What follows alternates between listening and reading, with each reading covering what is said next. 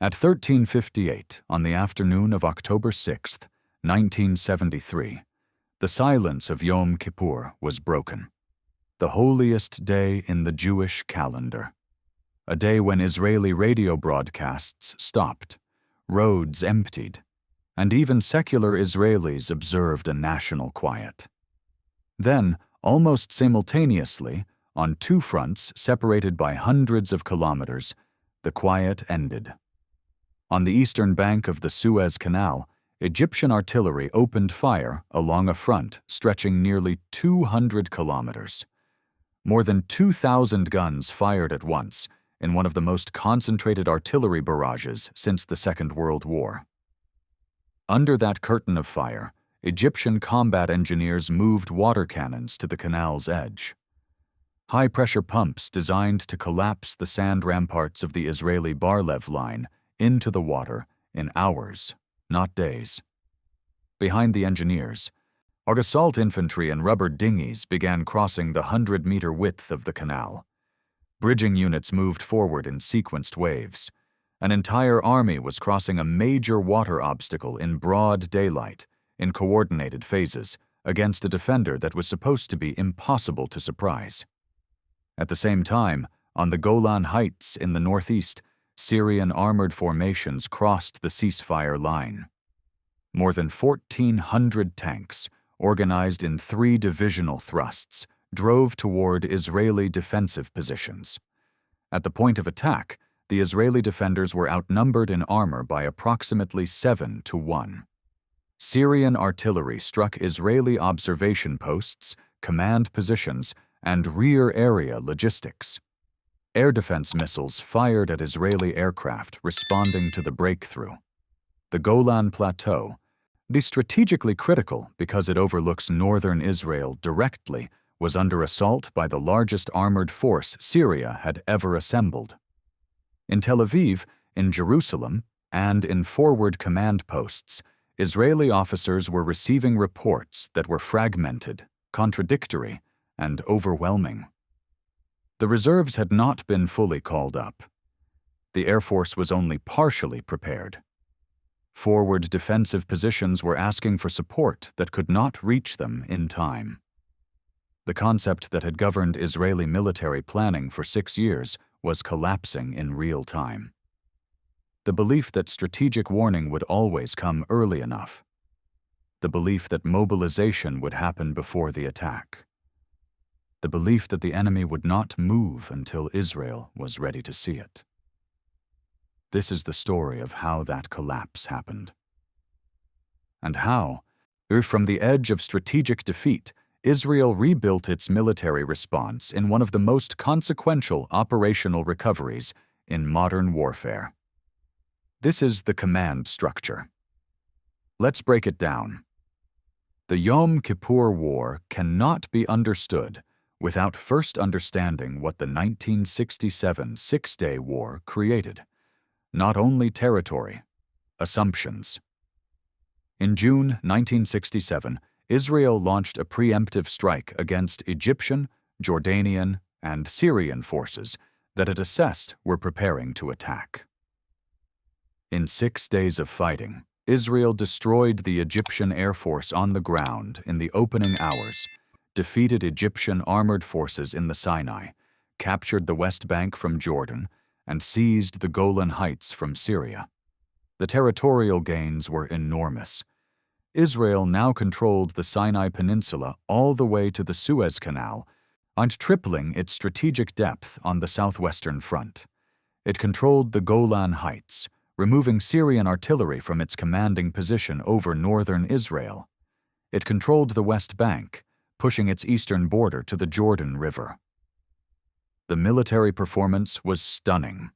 The speed, coordination, and effectiveness of Israeli operations against 3 Arab armies at once seemed to confirm Israeli military superiority as a structural reality, not just a situational advantage. The Arab states had been humiliated. Their armies had collapsed. Their equipment had been captured in enormous quantities. For Israel, the post-1967 strategic situation appeared to offer something it had never truly possessed before: strategic depth. The Suez Canal formed a water barrier roughly 100 meters wide on the western edge of the Sinai, a natural obstacle that Egyptian forces would have to cross under fire before they could threaten Israeli-held territory. The Golan Heights, now in Israeli hands, gave Israel a commanding defensive position overlooking Syria, rather than the other way around. The combination of territorial advantage and demonstrated military superiority produced a strategic concept that would prove fatally flawed by 1973. The belief that deterrence was essentially automatic, that any Arab military action against Israel would be suicidal, and that Israeli intelligence would provide enough warning to allow mobilization before any serious attack could develop. This framework had a name in Israeli security discourse. It was called the concept, ha-konceptia. The concept held that Egypt would not go to war unless it had acquired aircraft capable of striking deep into Israel and neutralizing the Israeli Air Force. It also held that Syria would not go to war independently without Egypt. These were not unreasonable assumptions based on the evidence available in 1967 and 1968.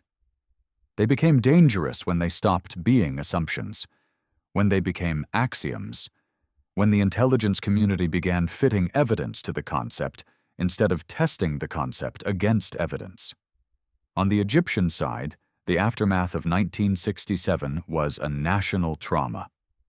President Gamal Abdel Nasser, who had built his legitimacy on pan-Arab nationalism and confrontation with Israel, died in 1970, 3 years after the defeat.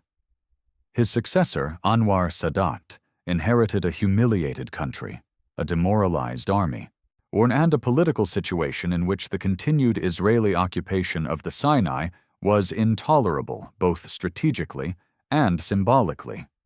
The Suez Canal, historically Egypt's most valuable economic asset, had been closed since 1967.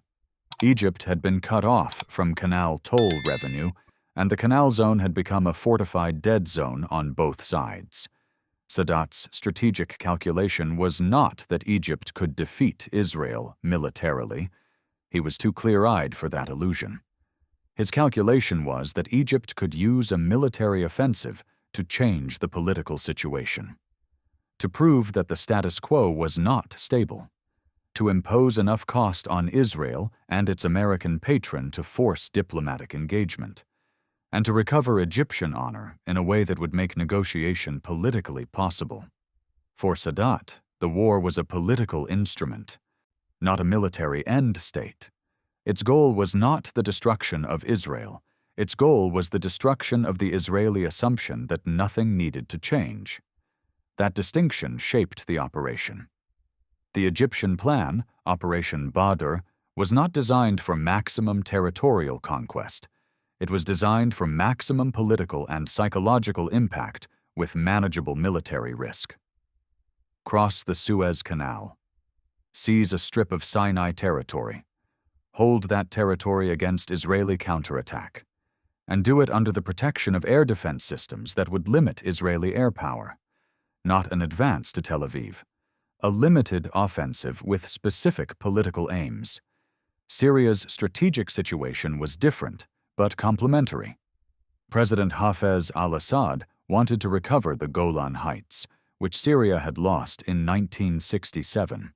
And the Golan had domestic political significance in Syria. Its loss had helped fuel the instability that brought Assad to power in 1970. It also had strategic significance because it had previously given Syria a commanding position over northern Israel. Assad was willing to coordinate with Egypt, but the two countries did not have perfectly aligned objectives. Syria wanted territorial recovery. Egypt wanted political leverage. The coordination was real, but it was imperfect, and that imperfection would have operational consequences. Soviet and American involvement shaped the environment around the war.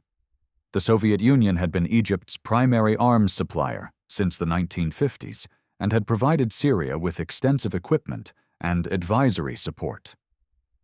After the 1967 defeat, Soviet assistance to both countries intensified. But the modern air defense systems that would prove critical in 1973, SA-2, SA-3, and SA-6 missiles, came from Soviet stocks. Soviet advisors worked with Egyptian and Syrian forces on planning.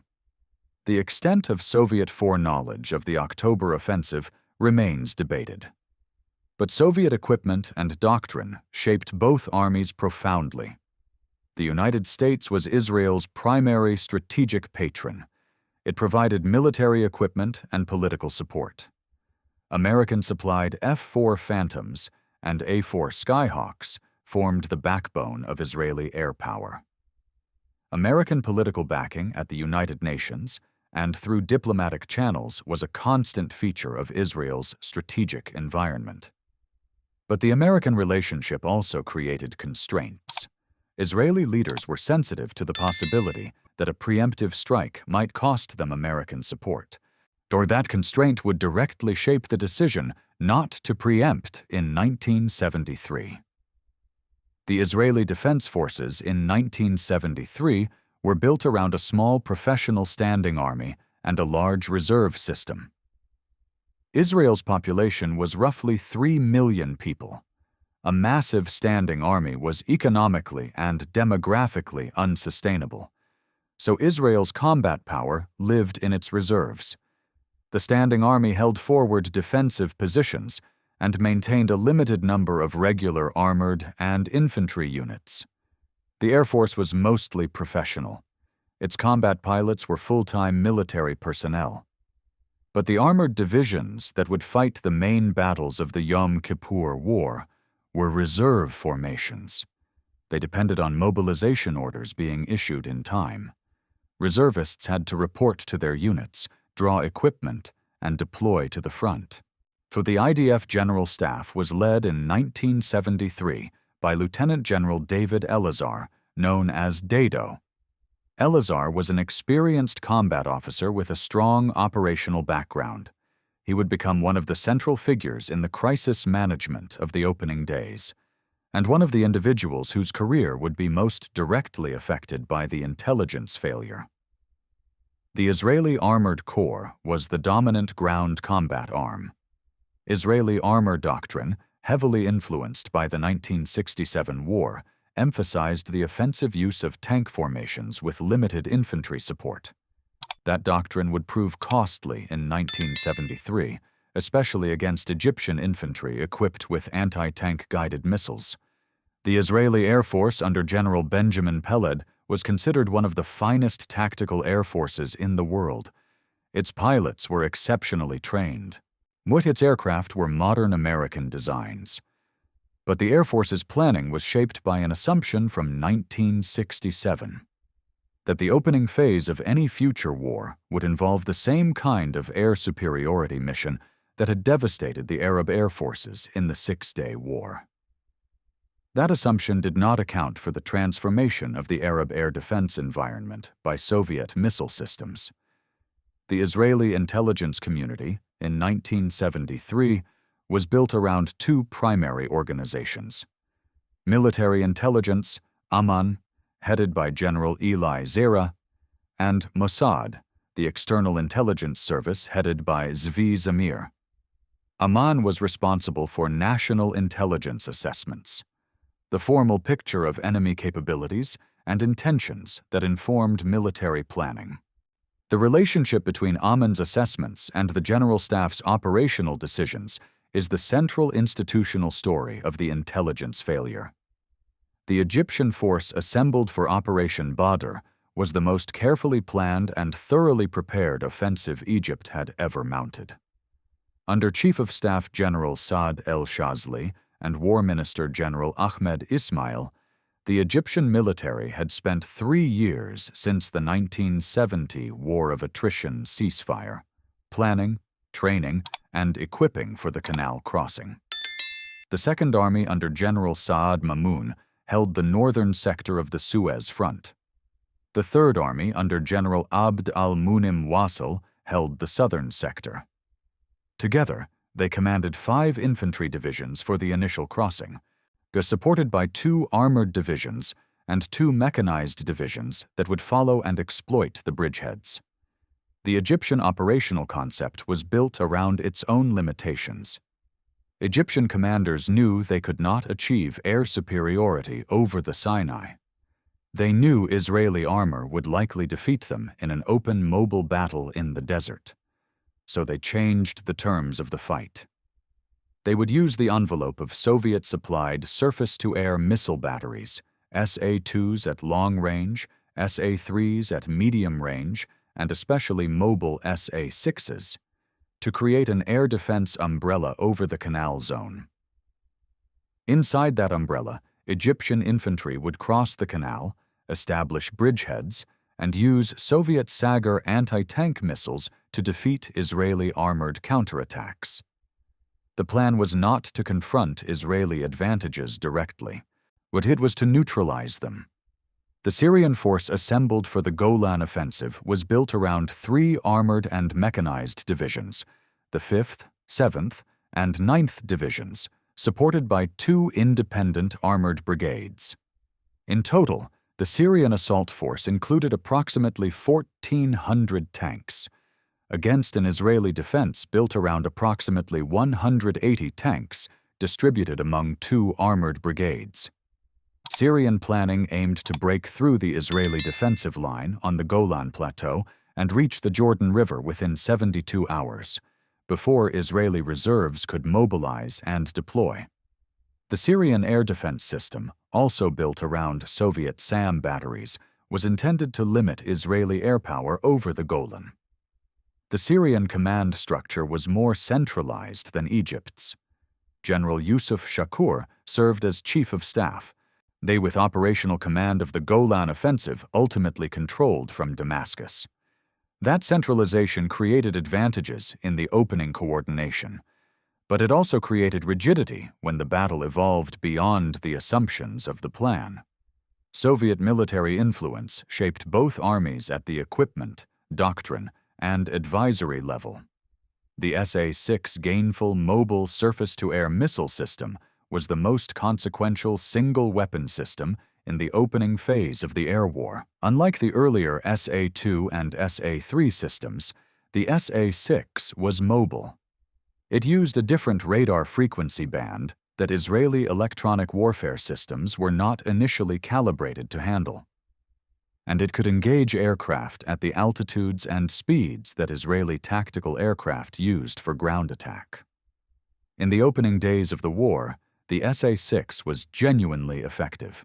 Was effective enough to force a fundamental revision of Israeli air tactics. The American role combined strategic reassurance to Israel, reluctance to be drawn into direct involvement, and ultimately a massive airlift. Operation Nickel Grass. This airlift provided the weapons and ammunition resupply that allowed Israel to sustain offensive operations in the war's second week. The decision, made by President Nixon and Secretary of State Kissinger under simultaneous diplomatic pressure from the Soviet Union, was a strategic intervention that directly shaped the outcome of the war. The single most important military technical development shaping the 1973 war was the maturation of Soviet-supplied surface-to-air missile systems into a layered defensive architecture, a system that fundamentally constrained Israeli air power. And the Egyptian air defense system along the canal was organized in depth. SA-2 batteries at long range could engage aircraft at high altitude. SA-3 batteries covered medium altitudes. The mobile SA-6 covered the critical medium to low altitude band where Israeli fighter bombers conducted ground attack missions. The ZSU-23-4 Shilka, a radar-guided anti-aircraft gun system, covered low-altitude threats where missiles were less effective. Together, they created a layered envelope. An Israeli aircraft attacking near the canal faced simultaneous threats from multiple systems at different altitudes, with different engagement geometries. Israeli pilots had trained to suppress Arab air defenses. They had developed tactics for destroying SAM batteries. But the 1973 system was more capable, more mobile, and more layered than anything they had previously encountered.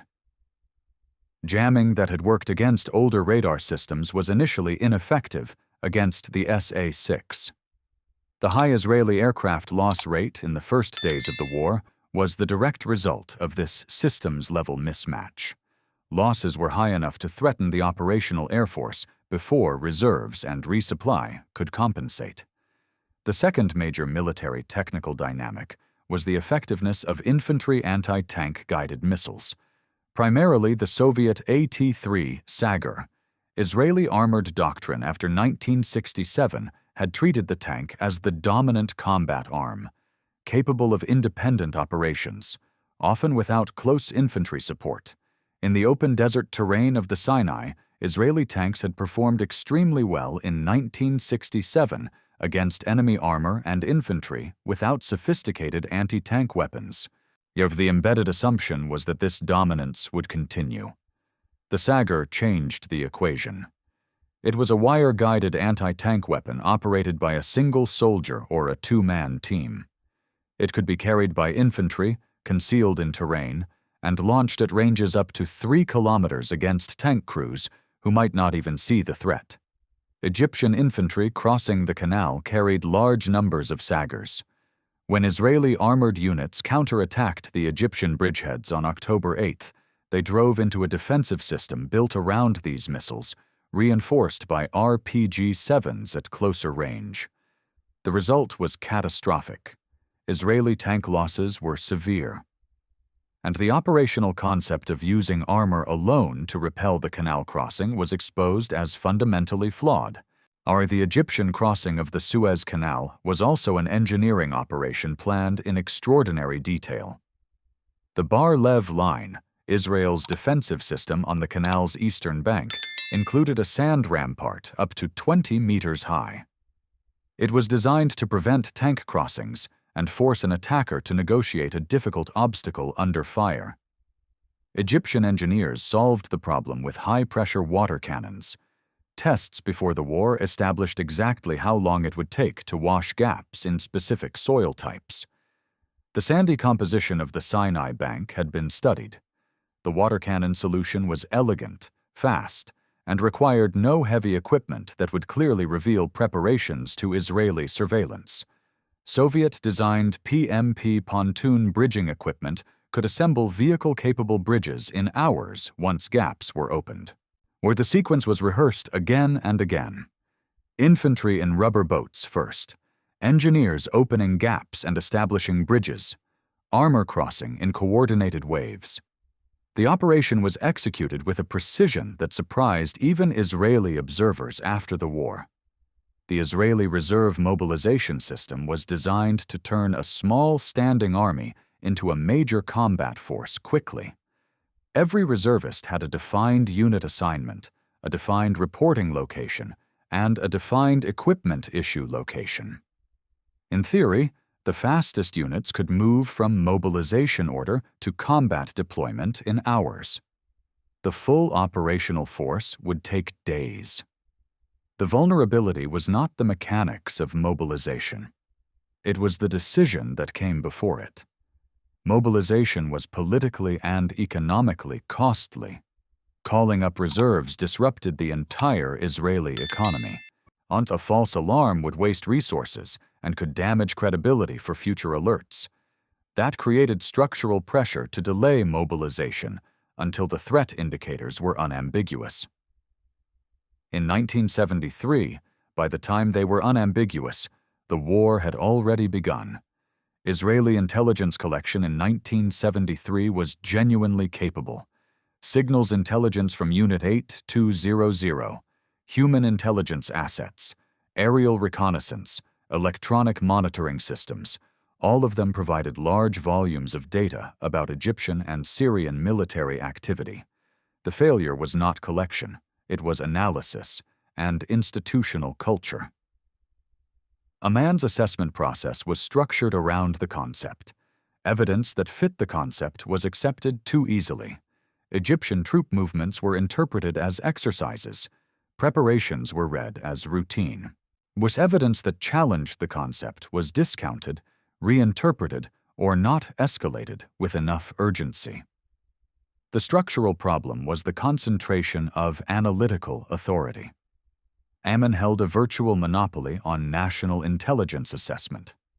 There was no independent analytical body strong enough to challenge its conclusions. Director Zira's confidence in the concept was reinforced by organizational dynamics, where contrary views did not have enough institutional weight to force reassessment. The success of Egyptian and Syrian strategic deception before October 1973 was not accidental. It was deliberate.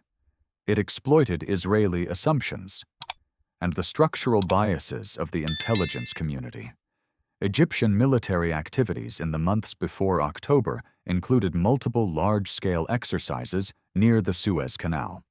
These exercises involved bringing major forces forward, conducting preparations consistent with offensive action, and then standing down. Israeli intelligence had identified these exercises and had partially mobilized on at least one occasion. But each time Egyptian forces stood down without attacking, the belief that Egypt would not attack was reinforced. The boy who cried wolf dynamic was built into Egyptian deception planning. When the real offensive preparation began in September and October 1973, Israeli analysts had been conditioned to treat it as another exercise. The coordination between Egyptian and Syrian preparations added another layer of complexity. Egyptian troop movements near the canal could be framed as defensive responses to Israeli activity. Their Syrian force concentrations on the Golan could be framed as defensive preparations. Each buildup could be explained separately, but together they formed a coordinated offensive. Israeli assessments did not clearly identify that in time. Signals intelligence provided warning indicators, but interpretation was distorted by the concept. A critical report from a human intelligence source, later identified as Egyptian official Ashraf Marwan, arrived in the early hours of October 6th. It warned of an attack that day. Mossad director Zvi Zamir flew to London to meet the source personally. The warning reached Israeli leadership only in the early morning of October 6th, hours before the attack. It triggered a crisis meeting, but it could not translate into effective mobilization before the offensive began. So the intelligence failure was not simply a failure to receive warning, it was a failure of the system that processed warning. The concept, the concentration of analytical authority, the political cost of mobilization, and the compressed decision window created by late specific warning. At 1400 on October 6th, the offensive began. The exact time had been moved forward from 1800 at Egyptian request to better synchronize with afternoon sun angles that would be in Israeli pilots' eyes. The Egyptian artillery barrage was prepared with exceptional precision. 2,000 guns firing along 200 kilometers of front suppressed Israeli positions on the canal's eastern bank before the infantry crossed. The barrage lasted approximately 53 minutes.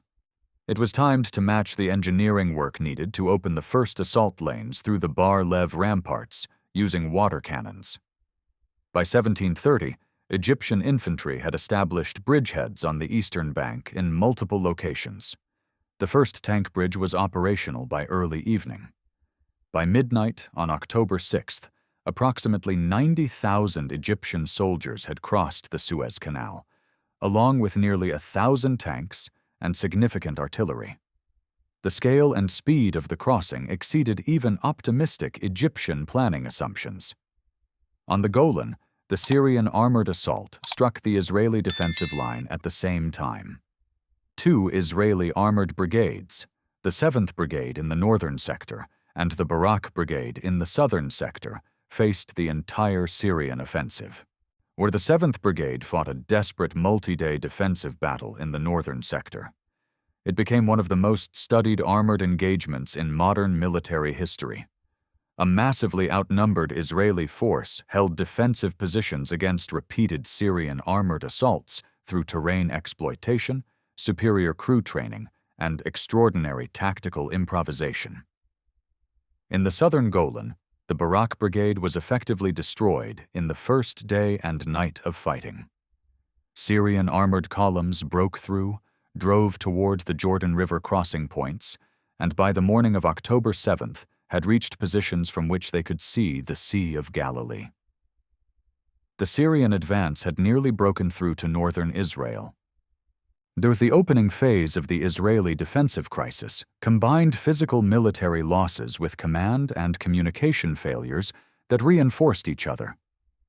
Forward defensive positions along the Bar-Lev line, the fortified strongpoints known as Maozim, were manned by small garrisons.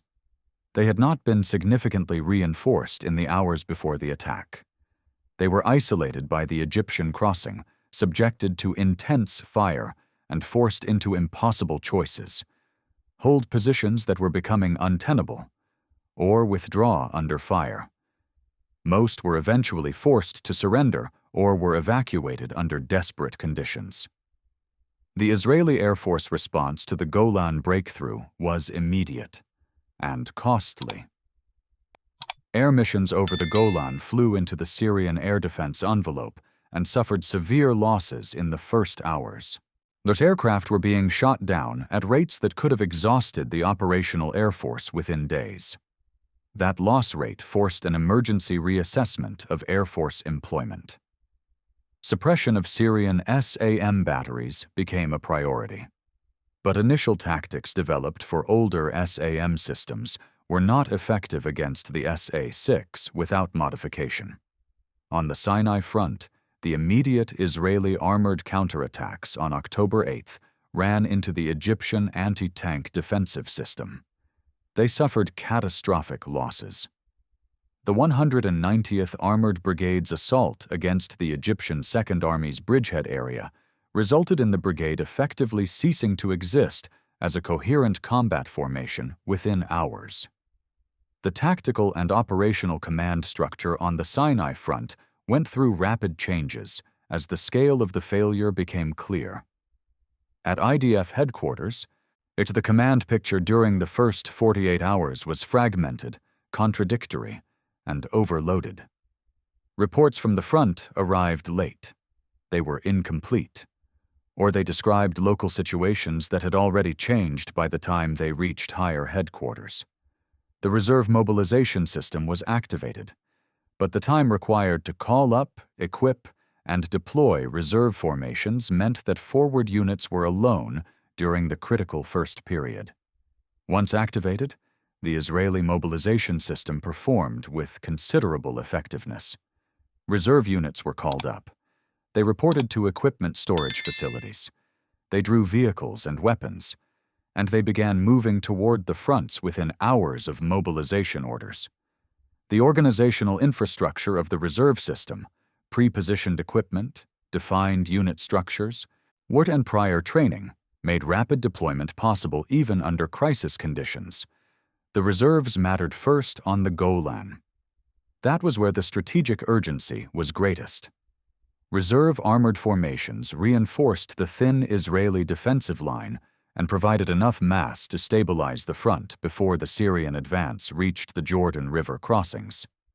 The arrival of reserve armor, combined with the performance of the regular 7th Armored Brigade, created the conditions for Israel to move from defense to counteroffensive.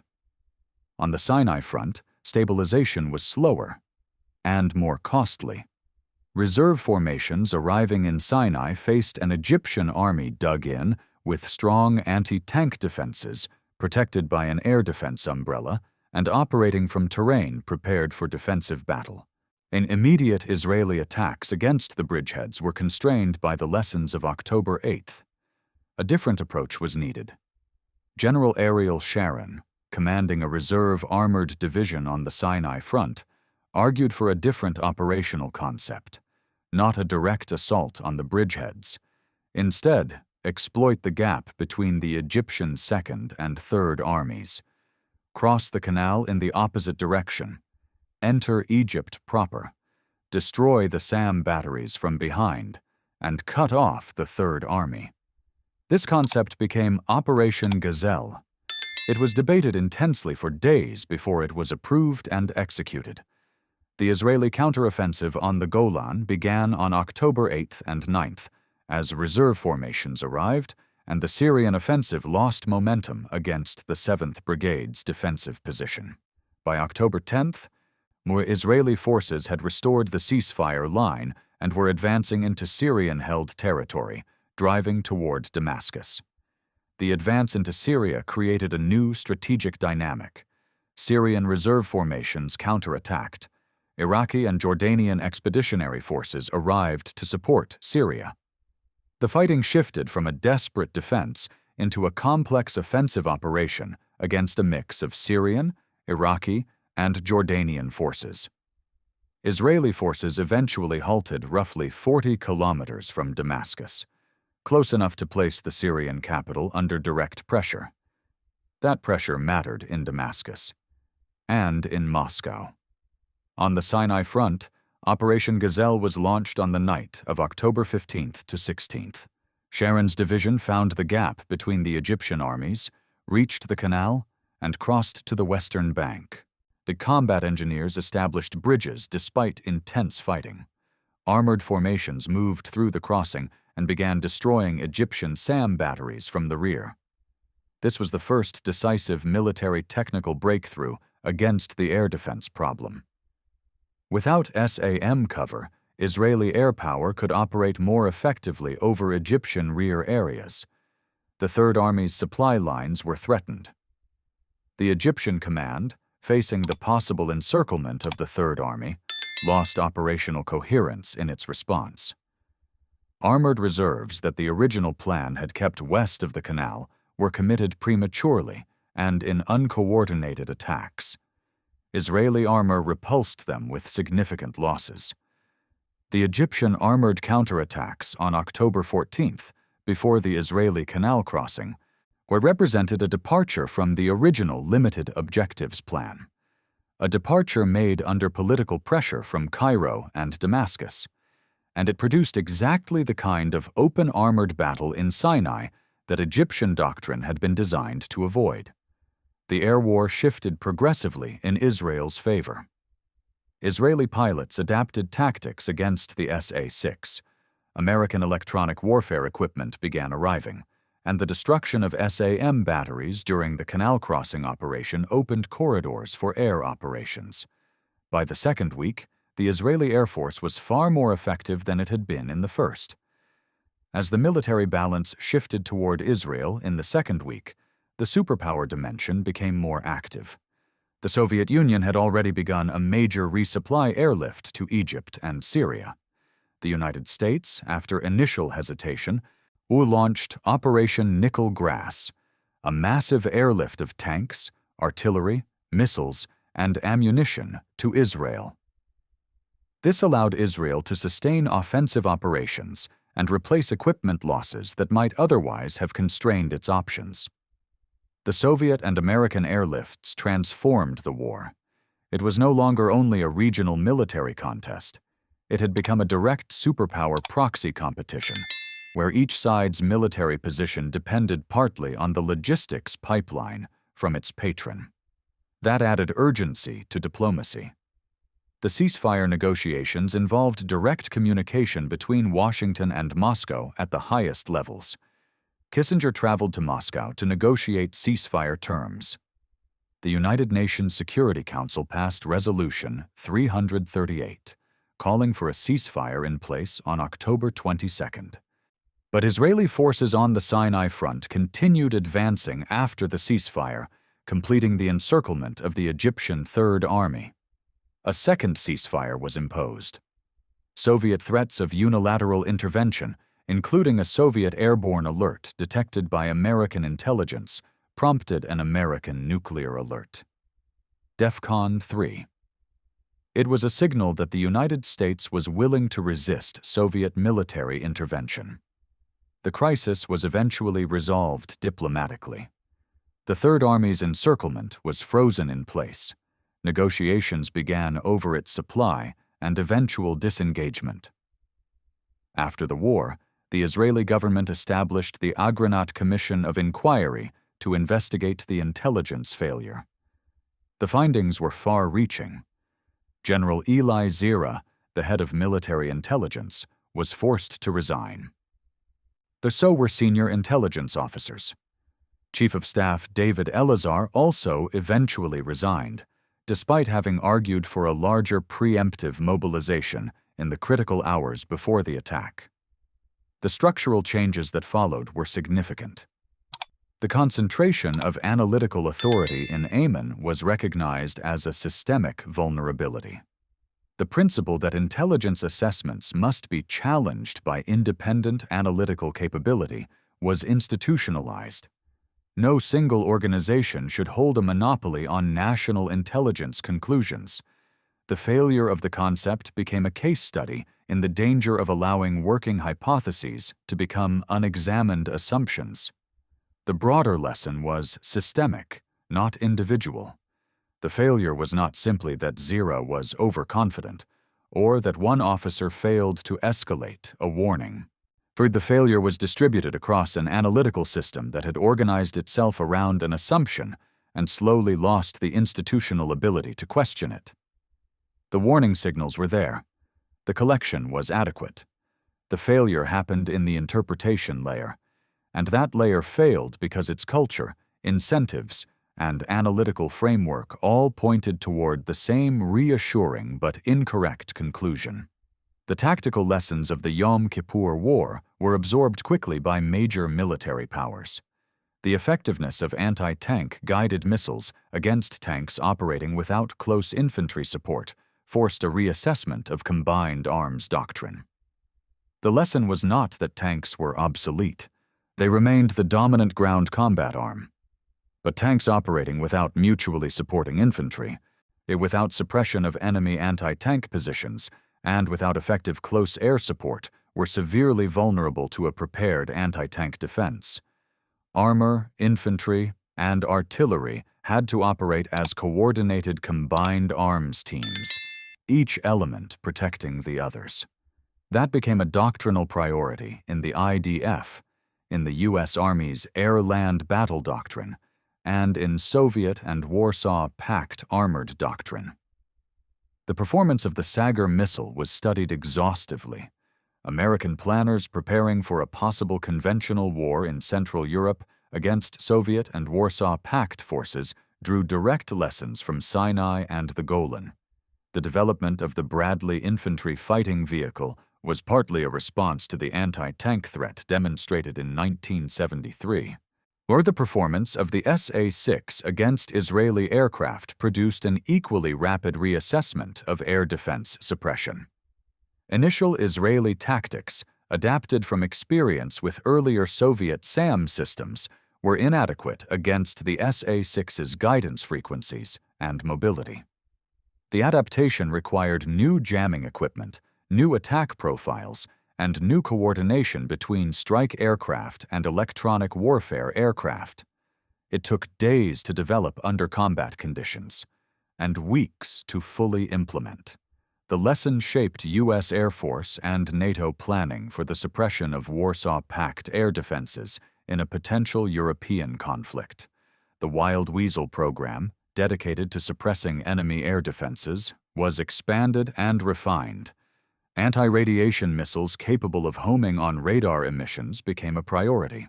The entire concept of defense suppression as a specialized mission requiring dedicated aircraft, tactics, and weapons was shaped by the 1973 experience. The Yom Kippur War also demonstrated the capabilities and limits of superpower crisis management during regional conflict. The Soviet and American airlifts showed that each superpower was willing to sustain its regional client in a major war, even at the risk of direct confrontation.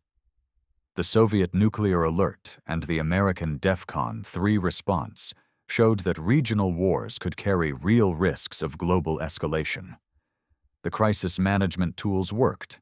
The Washington-Moscow hotline, back-channel diplomacy through Kissinger, direct leadership contact.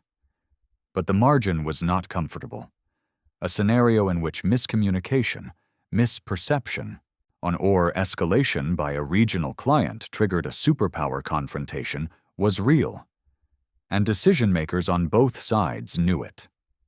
The most enduring strategic consequence of the Yom Kippur War was the path it opened toward Egyptian-Israeli peace. Sadat's political calculation proved correct. A limited military operation could demonstrate Egyptian capability, impose costs on Israel, and create the conditions for diplomatic engagement. The Camp David Accords of 1978 and the Egypt-Israel Peace Treaty of 1979 were direct downstream consequences of the war. Egypt recovered the Sinai through negotiation, not continued military effort. That was the political objective Sadat had identified as attainable through a limited war. For Israel, the war permanently changed strategic culture. The comfortable assumptions of the post-1967 period were never fully restored. That deterrence was automatic, that Arab military capability was structurally inferior, that intelligence warning would always provide enough time for mobilization. Those assumptions did not survive October 1973. Military and intelligence institutions were reformed. The reserve mobilization system was adjusted. Air Force doctrine was revised. But the deeper lesson was broader. Military superiority does not create immunity from strategic surprise. And the most dangerous assumptions are the ones so deeply held that they stop being questioned. The Yom Kippur War demonstrated something fundamental about intelligence, assumption, and strategic decision-making. A capable intelligence system can fail catastrophically, not because it lacks information, but because its analytical framework prevents it from correctly interpreting the information it already has. Assumptions, once embedded in institutional culture, become self-reinforcing. They resist contradictory evidence, and the consequences of that kind of systemic failure can be catastrophic at the strategic level. The war that nearly broke Israel was not lost on the battlefield. The battlefield performance of Israeli soldiers in desperate defensive conditions was extraordinary. The war nearly broke Israel in the analytical layer, in the assessment offices, in the conceptual frameworks that shaped what decision-makers were prepared to believe about what their enemies were capable of doing. That is the enduring lesson of October 1973. Structure determines what is possible. And in October 1973, the structure of assumption made surprise possible. You have been watching The Command Structure. Subscribe if you think in systems.